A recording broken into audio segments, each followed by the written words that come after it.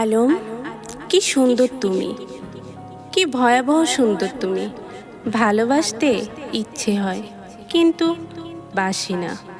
আমার তো আবার ভালোবাসা সয় না। তেল আর জল নাকি একসাথে হয় না।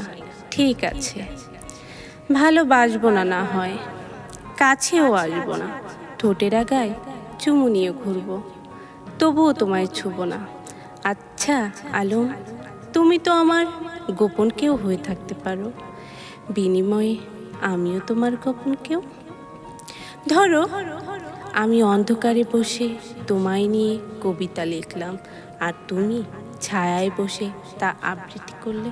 আমি জলের দাগে জানলার শাঁসিতে তোমার ছবি আঁকলাম, আর তুমি তা বৃষ্টির ঝাপটায় মুছে দিলে। অথবা তুমি বারান্দায় দাঁড়িয়ে এক লহমা নিঃশ্বাস ছুড়ে দিলে।